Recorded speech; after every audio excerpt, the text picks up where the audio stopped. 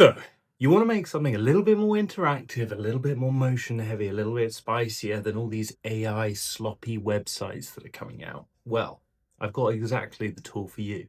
This is a beginner's video. What I basically want to do is to get in 10 minutes max and show you loads of cool things about Unicorn Studio so you can get in and use it yourself. Let's get into it. Okay, we're now going to Unicorn Studio. Here it is. We've logged in. You need to create an account. You log in, then you've got your dashboard here. You've got recents, community. Now, community is really interesting. You can basically remix someone else's file, and then you've got something to work off, which is lovely. So I don't know why, but my eye is attracted to this one. Let's have a little look at it. Ooh, some kind of fun little kind of bulge effect going on.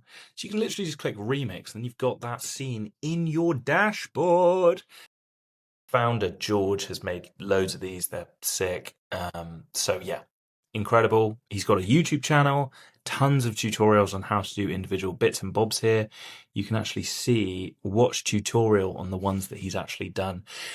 Okay, let's make something. So if you're not going to remix something and you want to start something from scratch like I've done here, you can do this. We're going to learn how to do this in under 5 minutes. Okay, so you're going to see a dashboard. You click new project and we're going. Okay, time starts now. So we've got desktop here. This is the canvas. Okay, now we can change the size of the canvas depending on what we're looking for. I'm actually just going to keep it big, nice window. Now on the left here, you've got background. If you click background, you're going to see this. On the right, you've got various different colors that you can change this to. You've got interactivity and more. We'll get into that. Okay, so if you don't know where to start, click add 3D shape. You've got this fun tilting thing. As you can tell, you can change colors and stuff on the right after you click on the object. So if you're wondering how that's working, it's like that. Now, I'm actually going to delete this for now. So literally just that. And then I'm going to add my Roman bust. Why on earth would I not want to add a Roman bust to the scene? If you click the little play button up here, you'll see our little guy rotates. Very nice. Moving a little bit fast for me. Okay, so now if I scroll down to speed, reduce. Ooh, 30 is a little bit nicer. Okay, cool. Now I want to change the color of it. I can change the matte cap in here. Let's have a kind of silver goldy effect. Lovely. And now we want to add a background. So what I'm going to do is go up here. Nebula is my choice here. Now you can drag this up and down just like you can with Photoshop if you're familiar with that. But what I'm going to do is I'm actually going to go down to blend mode and I think I'm going to choose difference. Lovely. Play around with this though. You might have an effect in here that actually appeals to you more. Now, a little bit static. Let's click this play button. Okay, we got something. It's giving me a bit of a headache though. Let's go down to something like that. That's a little bit nicer. Cool. Colors wise, reminds me of my granny. Not sure that's the vibe. Okay. Maybe this orange. Oof, I love that light coming through.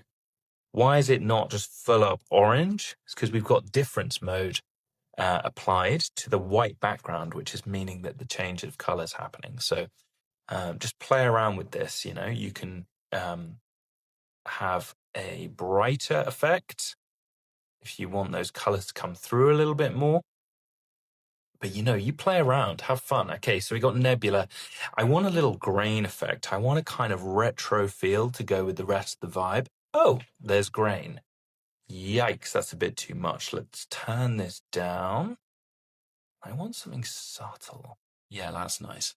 Now, if I click the play button, yikes, there's just the grains going a bit everywhere. Let's just turn that down. I want something quite subtle happening. Lovely. Again, you can change the blend mode. I actually think add's fine. Okay, so we've got something. that now moves. The last bit of the puzzle for me is the interactivity. If we click the model, go to events, go to hover, and we've got position, scale, all sorts of different stuff that you can animate. We're going to animate from 35 to 40 on desktop. Let's click hover preview, and it works just like that. Just like that. 5 minutes. Under 5 minutes that I just did there. Easy money. Now, how the hell are you actually going to put this in a website? Here's how, boys and girls. Export. Embed. Boom, copy this, put it into Webflow, put it into Framer, put it into wherever the hell you want. Make sure that you click flatten. Changes the file size very slightly, but really does make the difference on load speed. You can add text overlaying this. You can change it for social media posts, like the size of the canvas, and then post on. So, I mean, it's just like endless. Check out Unicorn Studio. It's lush. Go check it out.